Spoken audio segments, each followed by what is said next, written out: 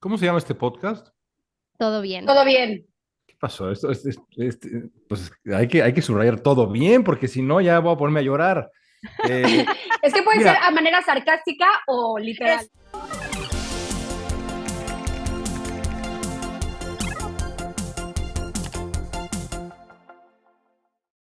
Qué gusto me da darles la bienvenida a este episodio de Todo Bien. Yo soy Jimena Cebreros y los saludo desde Nueva York, con un capítulo que me emociona mucho porque es personal, no nada más por el tema, sino por el invitado, al que presentaré después de saludar a mis hermanas.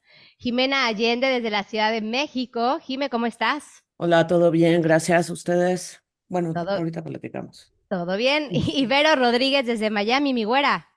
Qué placer saludarlos. Feliz también de este episodio. Y desde esa misma ciudad está nuestro invitado, invitadazo, que es periodista, escritor, podcastero, presentador de noticias, columnista del Universal, del Washington Post. Sus artículos han visto la luz en el Daily Beast, en Slate, en Los Angeles Times, El País, Letras Libres. Y además es mi amigo. León Krause, ¿cómo estás? desde hace muchos años. Estoy Desde hace mucho. muy contento de estar aquí con ustedes. Gracias por la invitación. Te agradecemos muchísimo el tiempo y me voy a ir directito. Tú has dedicado más de la mitad de tu vida a estudiar, analizar, narrar la historia de tantos migrantes, principalmente de hispanos en Estados Unidos, ¿no? Poniéndoles una mesa con 2 sillas de plástico y conociendo su historia. Y yo tengo muchas ganas de conocer la tuya Hmm. profundamente, más allá de lo que sé, quiero conocer la tuya y salpicarla con la que nosotras hemos vivido, ¿no? Gran parte de este podcast en un inicio también sale como de una especie de necesidad de reconectar con mis amigas, de reconectar con mi cultura, con todas las cosas que están pasando en mi cabeza, porque quizá cuando llegas a otro país te quitas muchas etiquetas, pero te pones una que pesa mucho, que es la de inmigrante más allá que haya sido deseada, ¿no? Porque es importante recalcar que en estas historias que contaremos de nosotros es una migración completamente privilegiada, completamente deseada y sin embargo es completamente transformadora. Ujú. León, tú soñabas con estar acá. ¿Cómo fue tu llegada? Sí, primero que nada, qué bonito como lo describes y qué preciso como lo describes, porque así es, una migración privilegiada, pero que aún así transforma, pero también obliga, por lo menos en mi caso, a utilizar mi oficio, mi profesión, para darle voz a los que no la han tenido, para que compartan a lo largo de estos años y como ha ocurrido, su historia de migración bueno, es en términos generales la historia de un esfuerzo, de un anhelo, de una larga lista de dificultades, de tragedias, pero también de logros que son en muchos sentidos casi indescriptibles cuando uno habla de la gran comunidad inmigrante hispana. Yo siempre había querido trabajar en Estados Unidos por, para y desde la comunidad hispana. Desde muy chico me interesé en la política estadounidense, muy chico, es decir, cuando mis amigos estaban de fiesta en quinto de prepa, yo estaba viendo el debate entre Al Gore y Ross Perot, lo cual te dice mucho de mi disposición para la fiesta, pero también de legendaria disposición para la fiesta, pero también sobre mi interés casi obsesivo que tenía yo y sigo teniendo por la política estadounidense e inmediatamente después por ese otro lado de la realidad americana moderna y de la historia estadounidense que es la migración. Y la gran migración de estos años, de estas décadas, ha sido la migración hispana, que es una migración poco documentada, es una historia poco contada, increíblemente. Y siempre quise ser yo una de las voces que contara esa historia y por eso busqué emigrar a Estados Unidos para ser periodista y lo logré. ¿Y cómo fue llegar a Los Ángeles? Porque Los Ángeles es la segunda ciudad con más mexicanos del mundo. Entonces, de cualquier forma, para ti fue muy contrastante, sobre todo llegar con una esposa y con un niño. ¿Cuántos años tenía Mate en ese entonces? ¿3? Mateo tenía 3 años exactamente, y bueno, el nuestro era un matrimonio naciente también, fue una apuesta mutua, un proyecto de vida que Erika y yo decidimos emprender para garantizarle a nuestro hijo en aquel momento. Luego, pues digamos, la vida nos regaló otros dos, una, una crianza binacional, bicultural, bilingüe. Y bueno, ese fue, digamos, junto con mi anhelo profesional, con mi búsqueda profesional, la combinación de razones que nos llevaron a Los Ángeles. Los Ángeles es una ciudad muy luminosa, es una ciudad muy interesante. Quien la conoce bien, me imagino, concluye que es, antes que nada, una ciudad de enorme diversidad. Para mí, la ciudad más diversa de todo Estados Unidos. También, para mí, la gran capital hispana de Estados Unidos, o estoy dispuesto a conceder la gran capital de una parte de la hispanidad en Estados Unidos, porque Miami, y ahora que he vivido acá un par de años, ciertamente recoge y retrata otra parte de la hispanidad. Pero el Estados Unidos centroamericano, el Estados Unidos mexicano, su capital es sin duda alguna Los Ángeles. Así que en ese sentido fue llegar a explorar algo que me era muy cercano, no necesariamente familiar, pero muy cercano. Y lo que encontré fue una ciudad, insisto, diversa, profunda, compleja, absolutamente alejada la ciudad a esta concepción de lo superficial. No todo es superficial, es California, pura fachada, pura Disneylandia, para nada. Los Ángeles tiene un río subterráneo, como diría Inés Arredondo, extraordinario, complejo, violento, difícil. Nada, fue una gran ciudad para desarrollarme como periodista y para formar una familia. Y en esta carrera de periodista, en donde le has dado tanta voz a los migrantes, León, me gustaría preguntarte, ¿cuál ha sido el factor común que has encontrado en esa, por ejemplo, hispanidad migrante, a lo mejor hablando de Centroamérica, Norteamérica con México hacia arriba, ese factor común en la personalidad de los migrantes en perseguir una necesidad, en perseguir un sueño, que es muy diferente a lo mejor a la migración que nosotros obviamente tuvimos partiendo de un privilegio? Ese factor común en una sociedad que necesita dejar todo atrás por encontrar un poquito mayor seguridad, calidad de vida y dejar a la familia ciertamente en muchos casos atrás, ¿no?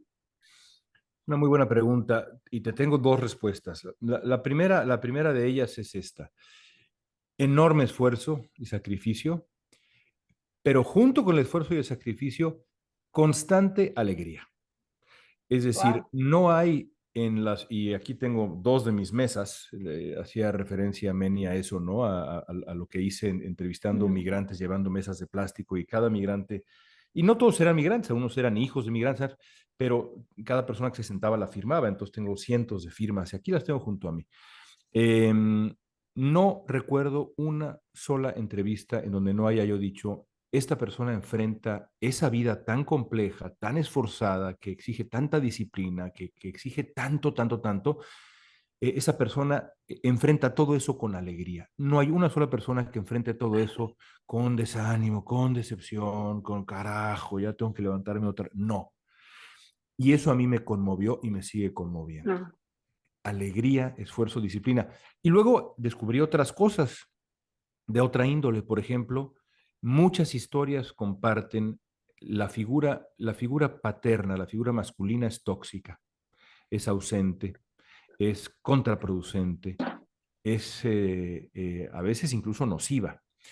Y a la par, la enorme importancia de la figura femenina, la madre, la abuela, la tía. Y yo creo que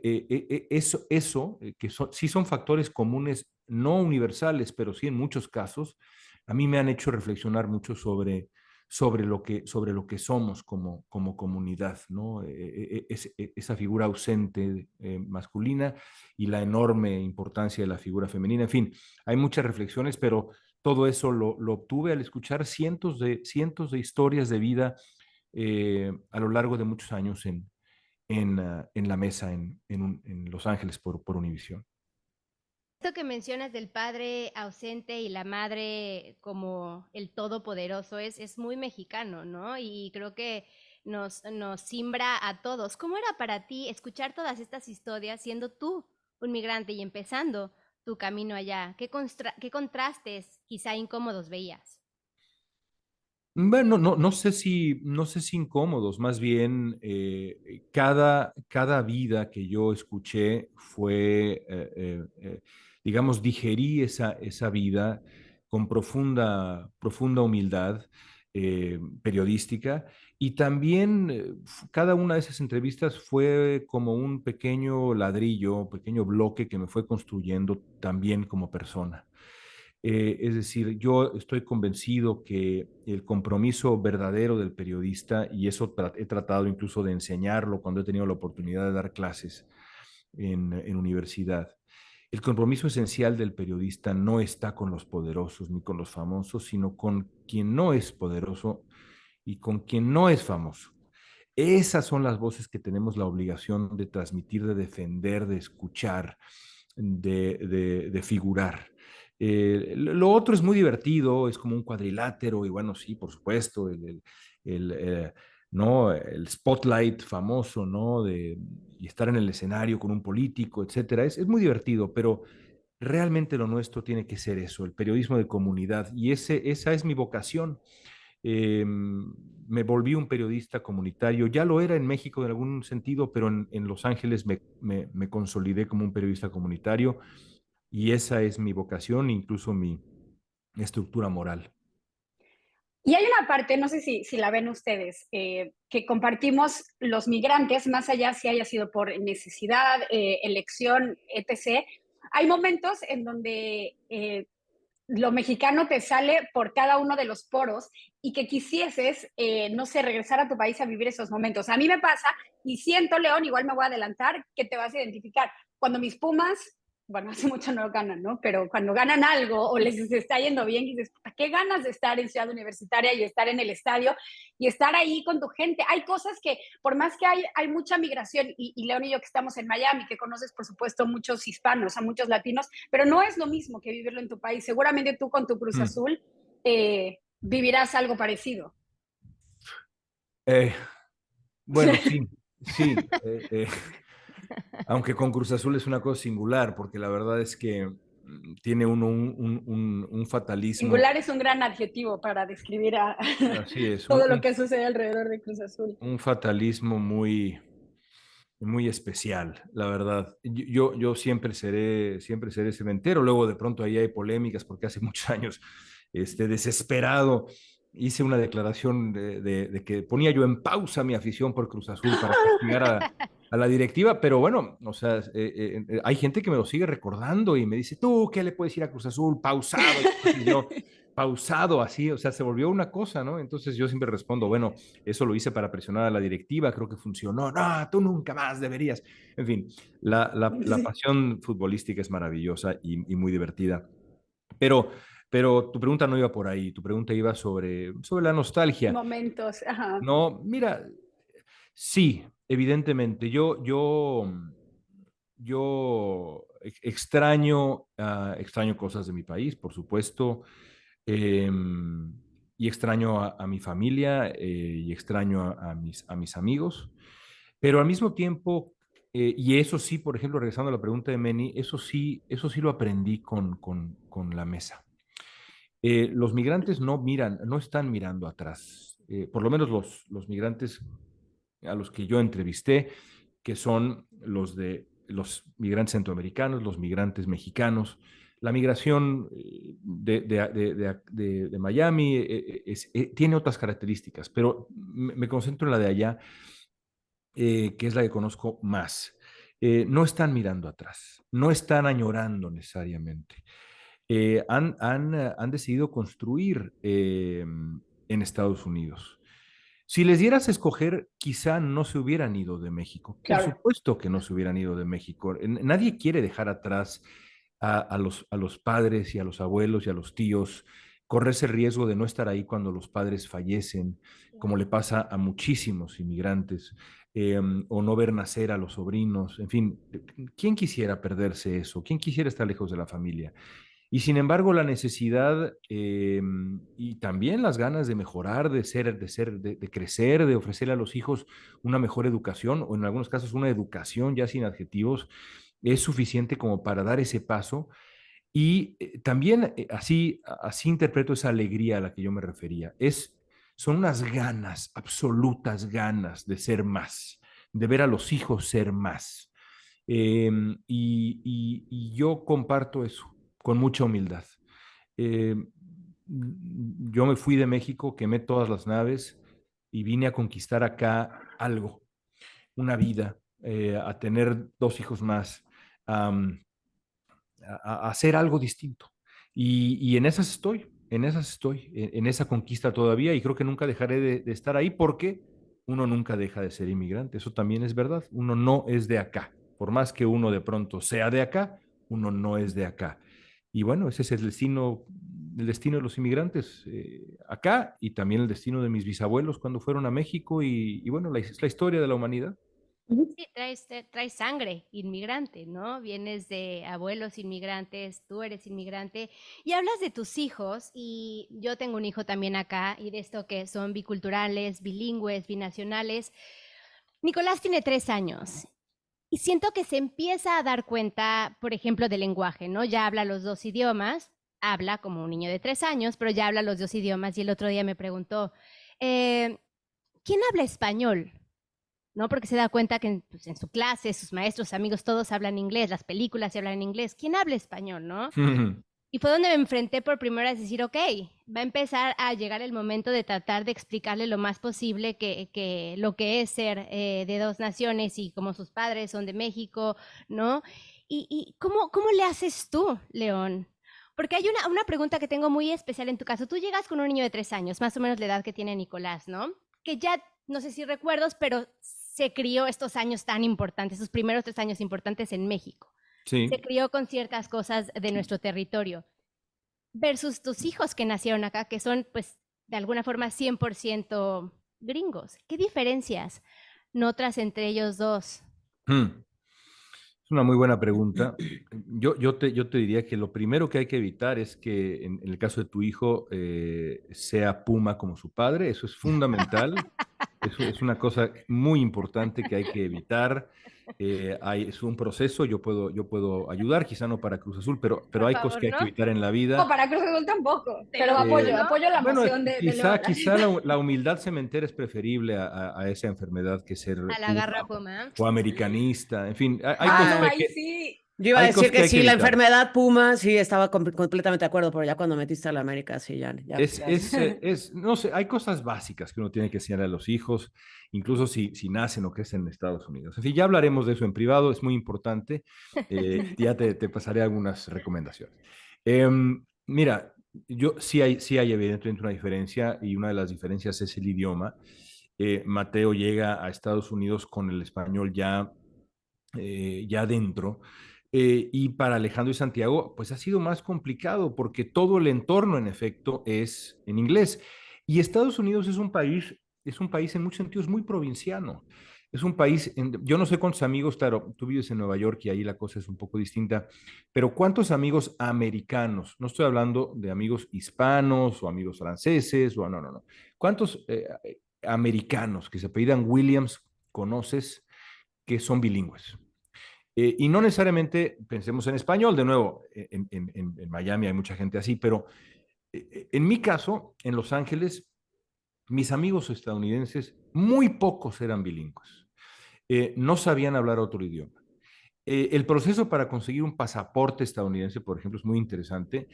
Una vez que uno obtiene la ciudadanía y demás, bueno, pues uno pensaría, pues inmediatamente te dan el pasaporte. No, pues el pasaporte, pues a ver cuándo te lo dan, a ver cuándo, porque pues quién sabe. ¿Por qué? Porque en Estados Unidos de verdad hay una cosa muy provinciana. No, no, no les interesa el mundo, les interesa Ujú. su país, les interesa su idioma. Y entonces hay que luchar contra eso para hacer a los hijos ciudadanos del mundo, y que no sean nada más esta cuestión de mirarse al ombligo y punto y se acabó. En ese sentido, hay algunos algunos mexicanos, pues quizá, por ejemplo, en el sentido del idioma, que hablan mejor inglés y español que mis hijos, honestamente, que son hijos de mexicanos, pero crecieron acá. Nada, hay un proceso en donde hay que combatir eso para darles siempre, decía un buen amigo mío, a los hijos no hay que darles educación, hay que darles civilización. Y yo creo que esa es una frase extraordinaria. Donde sea que crezcan, hay que darles civilización. Lecturas, museos, sensibilidad, música, fútbol, no Pumas ni América, civilización. Oye, también otra de las cosas Paciencia que si se le dan, van al azul. Paciencia, claro. Paciencia, paciencia. ¿no? Bueno, paciencia siempre. Oye, pero otra de las, mencionaste ahorita una cosa, también con el idioma, ¿no? Y siento que esto que le está pasando a Nicolás, también encontrarse hablando español, por lo menos en su clase, muchos sí son bilingües, ¿no? Que es algo común en Nueva York, ¿no? Hay rusos y hay de Noruega y hay de la India, ¿no? De hecho, él es el único hispano en su clase. Pero todos son inmigrantes, no, Pero no todos son inmigrantes. Pero ese es el sí él se punto. da cuenta que hablar español es minoría, ¿no? Y siento que ahí se empiezan a como a tener esta sensibilidad de decir, bueno, es que yo hablando español es la excepción, la regla y lo que está bien y lo que me va a hacer ser parte de esta comunidad social es el inglés. ¿Y cómo ven entonces tus hijos a México? ¿Cómo es su relación más allá del lenguaje? Estoy muteado, ¿no? No. ¿No? No, no es que veo mute. Ah, no, así dice mute porque ya entendí. Porque le Si pueden aprietas poner, aquí es mute. No, porque bueno, si quieres se le me, puedes poner. se me notó la edad claramente. ¿Me puedes repetir la pregunta, por favor, señorita? Por supuesto, que más allá del lenguaje, del idioma,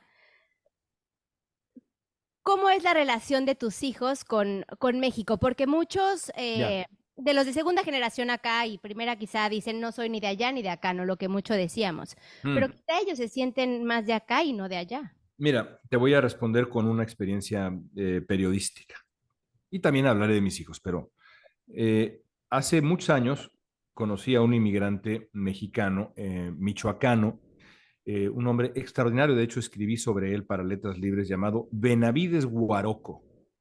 Increíble nombre y un personaje Sí. maravilloso. Y cuando lo conocí, don Benavides llevaba ya, digamos, años en Alabama y había tenido había tenido hijos y había tenido nietos. Y cuando lo vi en Michoacán, le dije, oiga, si juega México contra Estados Unidos, ¿usted a quién le va? No, bueno, pues a México. Y sus hijos, y dudó un poco recorriendo a sus hijos, muchos hijos, y dijo, bueno, la verdad es que la mayoría de mis hijos a México, pero los chicos, bueno, yo creo que a México. Y sus nietos, y entonces ahí se quedó callado, se fue, se fue como conmovido y regresó unos minutos después y me dijo, ahí sí me agarró usted en curva, cayó en la cuenta de que quizás sus nietos le irían a Estados Unidos.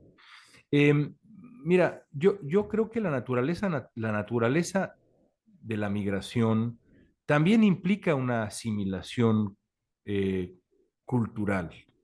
Mis hijos no pueden ver ni en pintura al equipo estadounidense de fútbol. El que menos puede ver, el que menos simpatiza con el equipo estadounidense es Mateo, que nació en México, pero los otros dos, que son estadounidenses de nacimiento, tampoco. Hay una, hay un sentido de pertenencia con México todavía muy claro que nosotros evidentemente defendemos porque es mucho más claro para nosotros y nos ponemos de pie cuando toca el himno, aunque sea a través de la tele, cuando juega México y demás. Y sin embargo, si mis hijos se casan con Rachel Williams y viven en Kansas o en Chicago, y mis nietos me dicen, abuelo, aquí traigo mi playera de la selección americana y pues tampoco me voy a poner a llorar. Primero que nada, porque este país es un gran país y me ha dado mucho y también en muchos sentidos es mi país, pero también porque comprendo la naturaleza de la migración. Yo soy nieto de inmigrantes y no le voy a Polonia, ¿no? Ciertamente no le voy a Polonia. Digo, como es la patria de mis bisabuelos, pues sí, si juega Polonia contra cualquier otro país, digo, bueno, que gane Polonia, pero vaya, Para pasar el rato, así. O sea, mi porque afecto está, mi afecto es mi afecto y mi idioma, todo, yo soy mexicano, mi apellido Krause, que no es un apellido, digamos, castizo, pero soy mexicano. Entonces, hay que hacer las paces con la naturaleza de la migración y con las decisiones que uno toma también. Es decir, has decidido criar a un hijo en Estados Unidos y eso implica, pues implica una apuesta de vida, para bien y para mal en algunos Claro. casos. Me llamó mucho la atención que hablabas de que el migrante por lo general no es tan nostálgico. Cuando yo hubiera sido una de las primeras características, igual pensando de manera personal, porque no sé, yo soy súper chillona y nostálgica y cada vez, y criticaba a esas personas como, ah, ven un mariachi y ya están llorando, y yo soy esa tía que de repente escucha a Luis Miguel y soy como, güey, mi país, es como te acabas de ir súper La tranquila. canción de México, Pero ¿no? De Luis Miguel.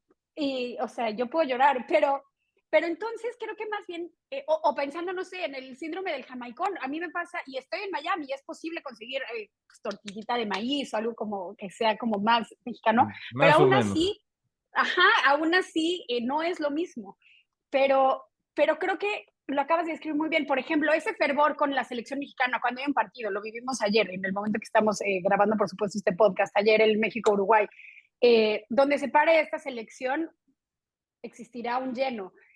Esto habla entonces de un sentido de pertenencia que a lo mejor como no lo tienes en el país, lo vamos buscando en este tipo de espacios, ¿no? A lo mejor futbolístico, de pasión.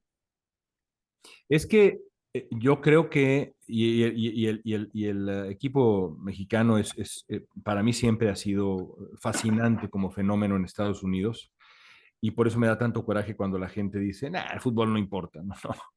Es importantísimo y es muy interesante y hay que respetarlo.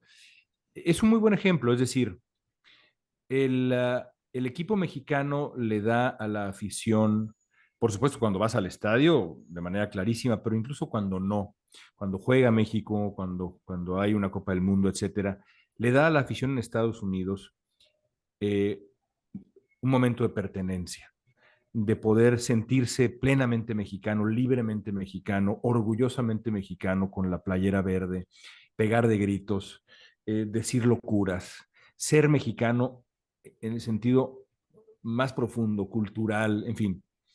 Pero en mi experiencia, cuando termina el partido, cuando hay que levantarse para ir a trabajar, el migrante no lleva, no permanece con la playera de México, digamos, puesta, ¿no?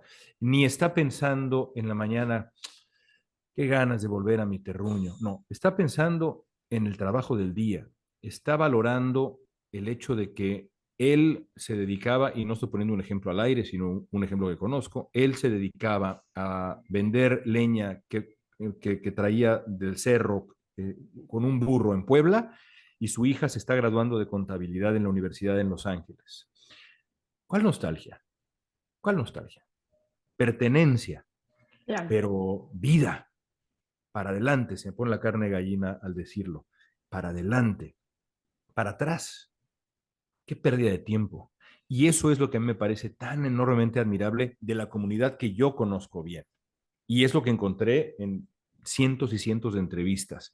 Eso no quiere decir que no lloremos con el mariachi, que no lloremos al recordar, ¿eh? Este, no, pero es distinto. Pero es esa nostalgia pasajera, digamos, Claro. o no determinante, que sí, bueno, que está en el corazón, pero lo que determina la experiencia es la búsqueda del No. futuro. Y Y es yo creo que esto que dices pertenencia, ¿no? Se revaloriza de alguna manera cuando estás fuera, ¿no? A mí yo le llamo orgullo piramidal, ¿no? Cuando vas a otro país y de repente tienes cosas en tu país que no valoras, pero cuando vas a otro país te entra un orgullo, ¿no? O sea, me ha pasado en Mm. varias ruinas alrededor del mundo, ¿no? Que es como, no, pero Teotihuacán, ustedes no saben lo que es, ¿no? Cuando acá estoy en México, a lo mejor fui una vez y ni siquiera tengo como ese, no, claro, pero yo me imagino que a nivel migrante, estando en otro país, también revalorizas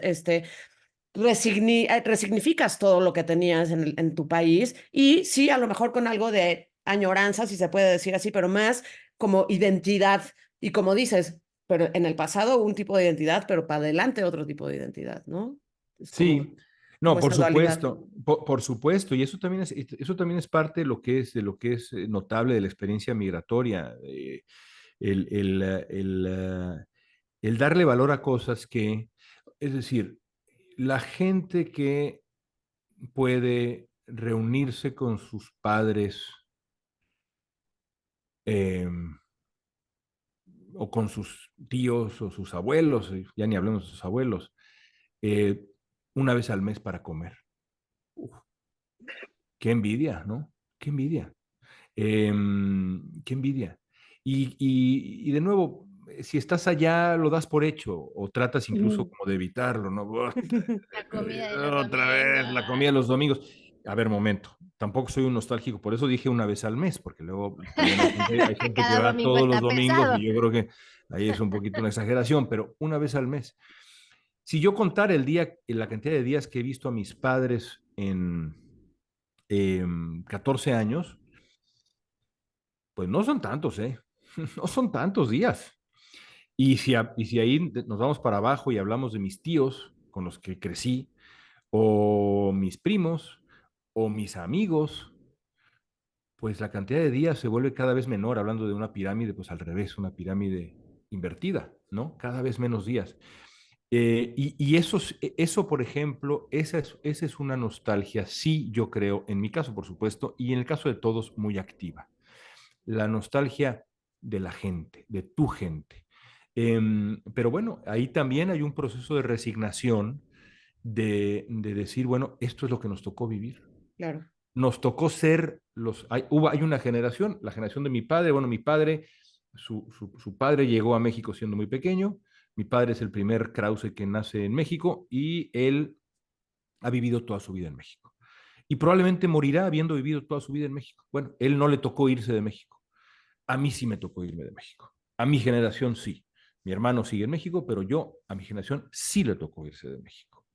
Así como a mis abuelos y, por supuesto, bisabuelos se fueron de Europa. Me tocó a mí esa responsabilidad. ¿Qué harán mis hijos? No sé. ¿Podrán vivir toda su vida en un solo lugar? No sé. ¿Es deseable eso? Tampoco lo sé, ¿eh? Tampoco lo sé. Porque tampoco a mí me parece envidiable la gente que crece, nace, crece, se desarrolla, se casa, tiene hijos, tiene nietos y se muere en 2 kilómetros a la redonda, francamente, en lo personal. Entonces, bueno, estamos hablando de cosas muy profundas. Eh, y esa es la naturaleza de la migración, ¿no?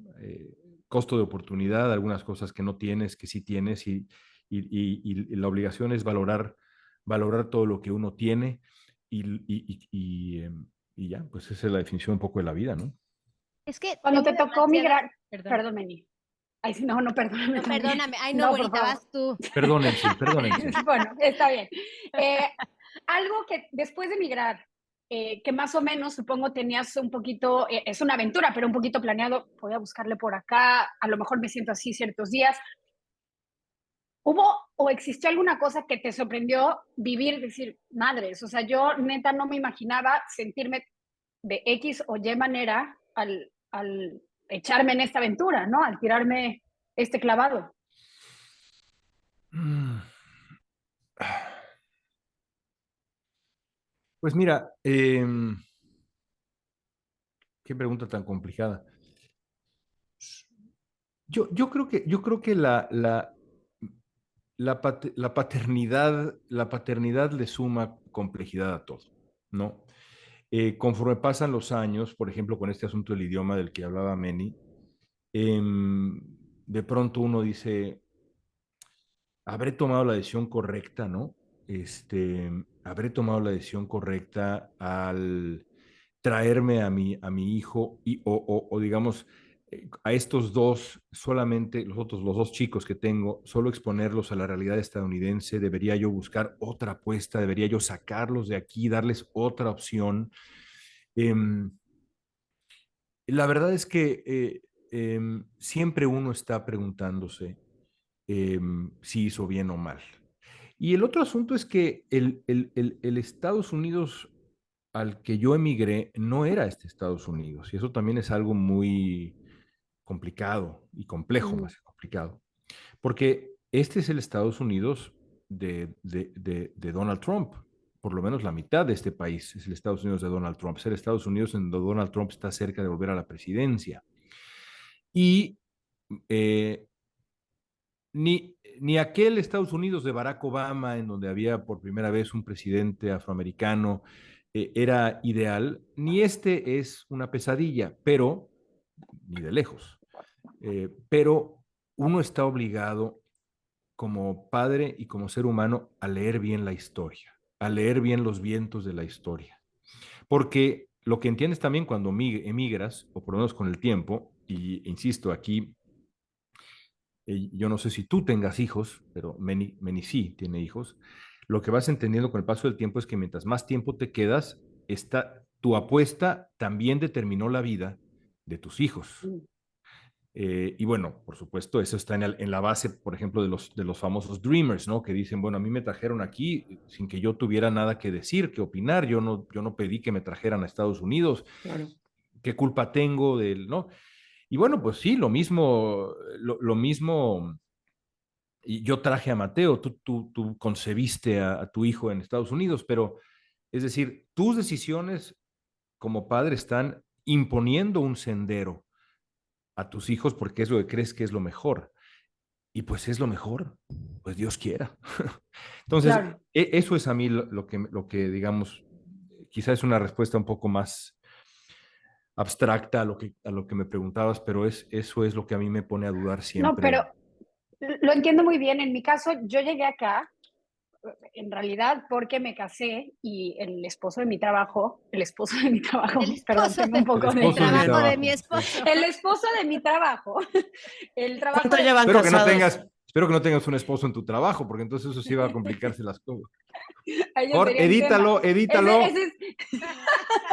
Ese es otro capítulo que luego lo vamos a platicar, pero, y me pasaba mucho esto, cuando yo llegué acá fue en pandemia y en lo que conseguía los papeles y yo decía, chale, voy a conseguir trabajo acá, ¿cómo va a ser? Y toda esa pausa me llevaba a frustraciones muy profundas y me tocó como, no sé, yo no me adapté como muy fácil, pero de ahí era esto, no le quiero transmitir a él porque siento que él tenía esta culpa o esa pregunta de, Ujú, ¿habré hecho bien en traérmela para acá? O sea, veo que le está pasando horrible, si no ujú. consigue chamba y no están sus papeles y es muy fuerte como preguntarte, chale, o sea, la habré cagado y dentro de que yo la cagué, también obviamente influencia sí, la vida de él y la vida de esta persona que quieres tanto.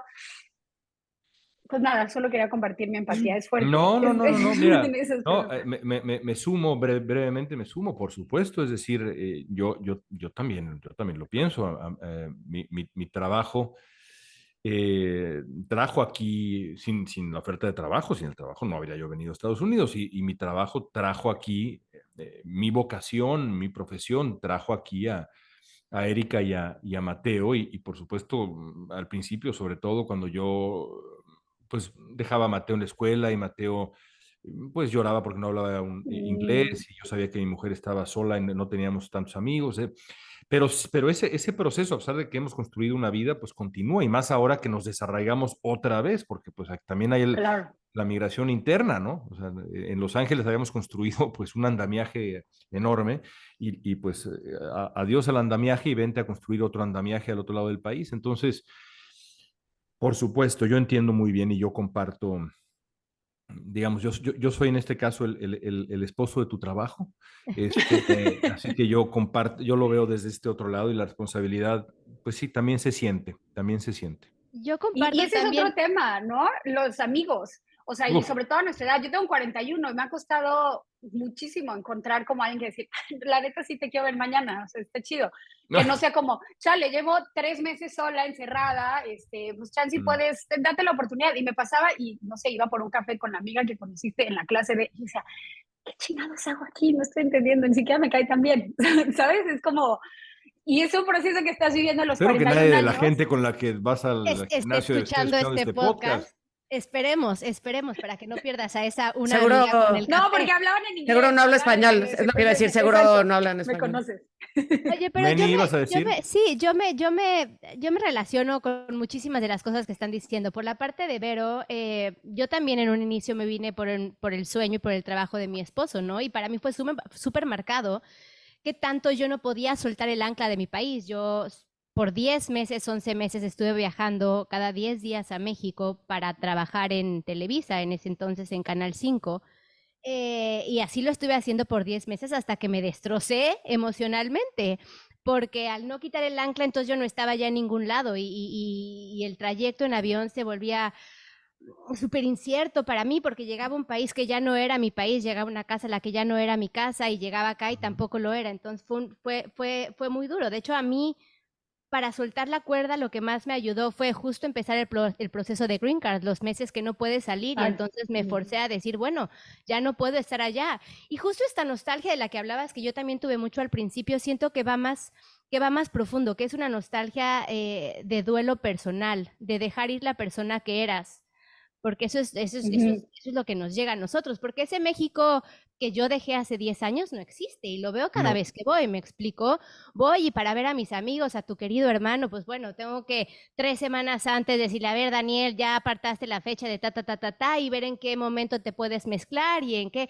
y no sé si les pasa a ustedes, pero incluso volver a encontrar tu lugar en la familia es complicado porque pues ellos se siguen viendo todos los domingos, ¿no? Ujú. Y los nietos están creciendo con sus abuelos allá y los tuyos no.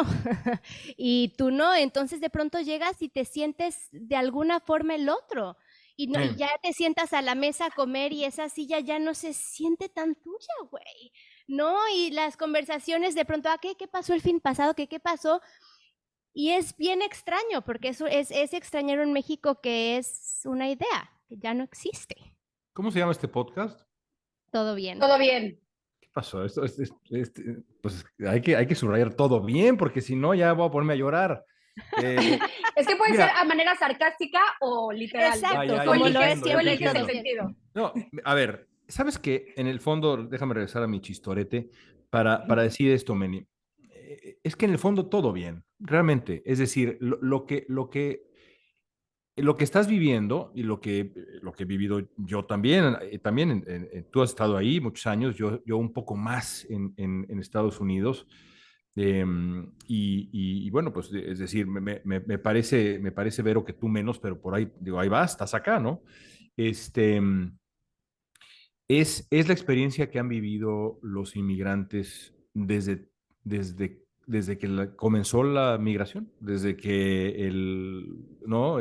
Nuestros ancestros más remotos decidieron comenzar, pues eso que nos definió como seres humanos, la migración, porque eso es lo que nos definió como seres humanos, literalmente, como Homo sapiens, entre otras cosas.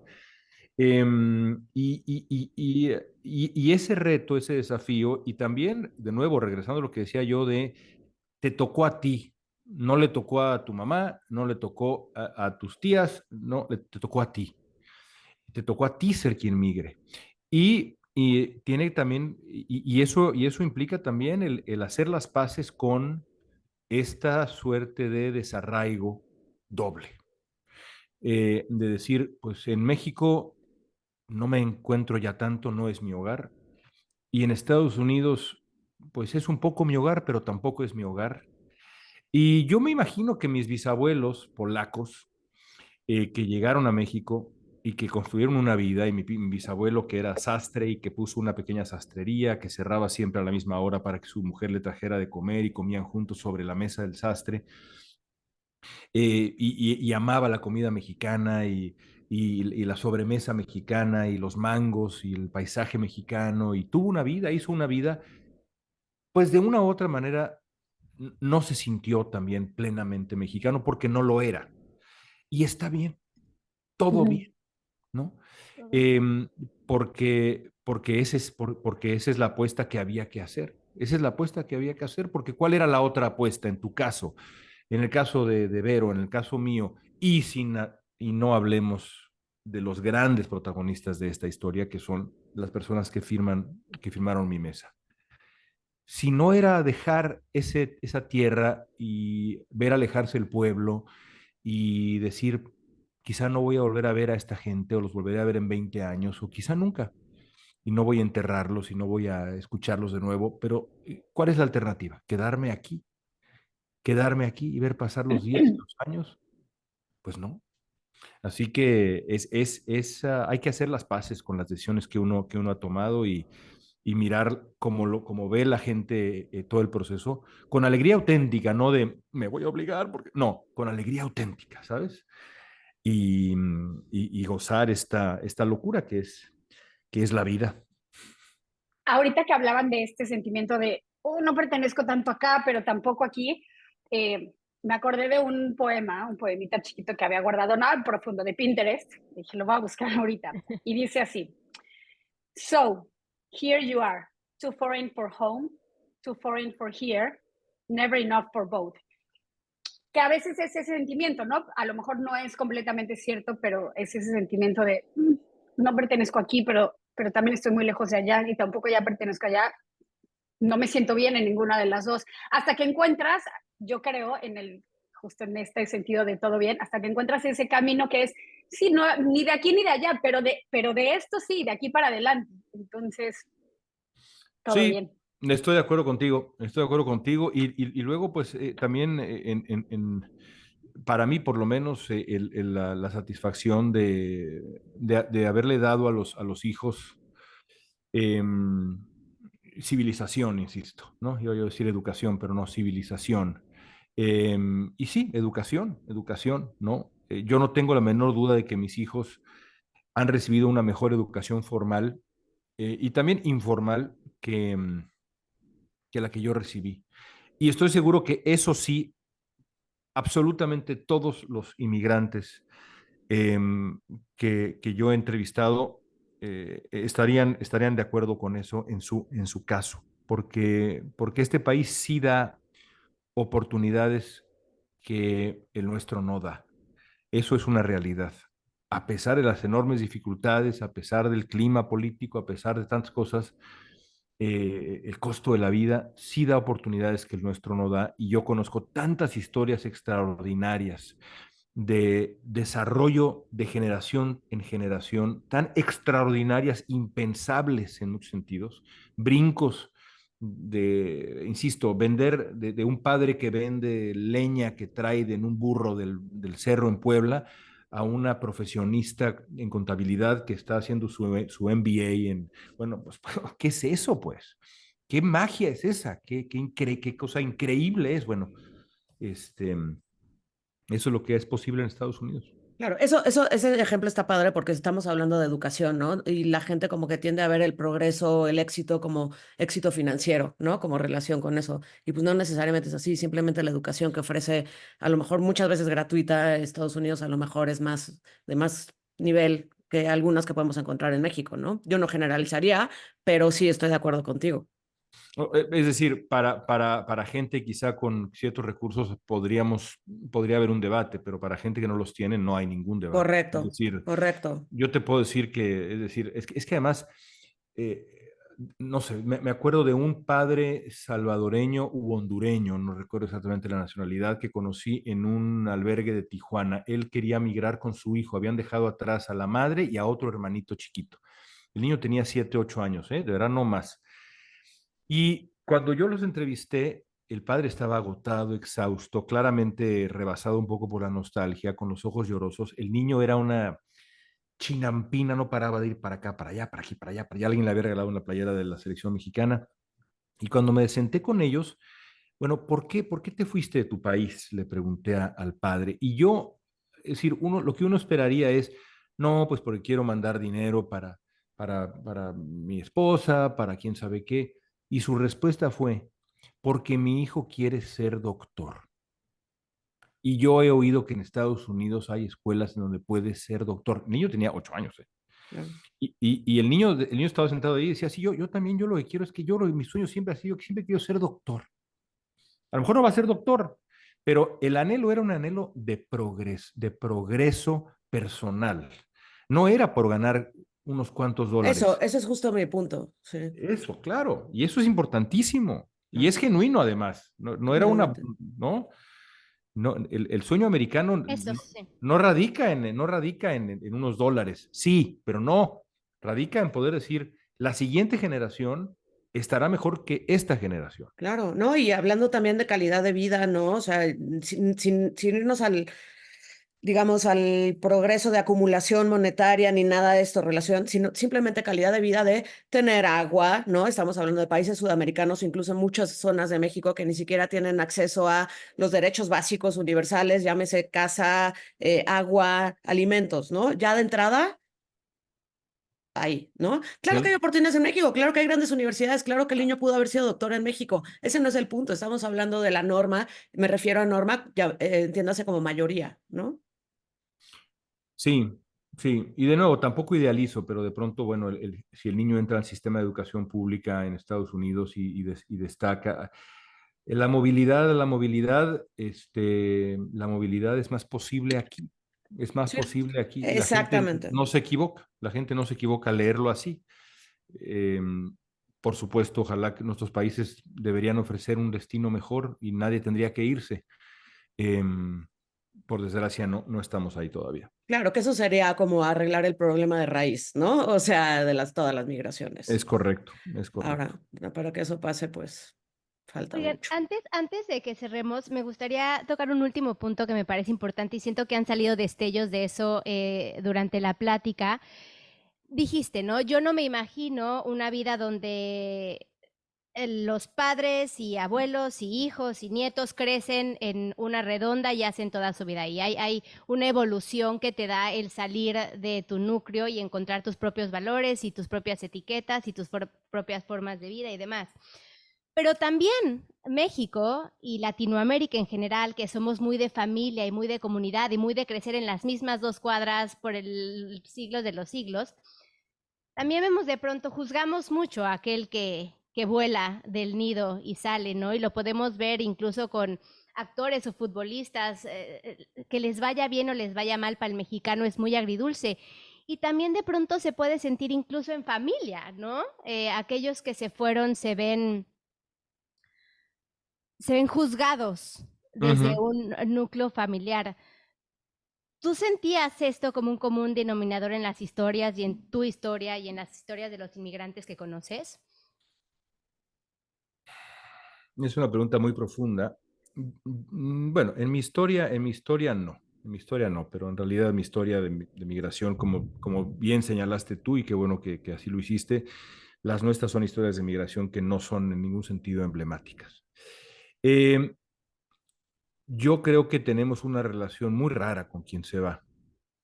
Eh, porque tenemos una relación muy rara con el éxito, e incluso con el esfuerzo y con la lucha. Y porque también el que se va, dada la naturaleza de la migración, eh, que en muchos casos evidentemente es indocumentada, el que se va no regresa.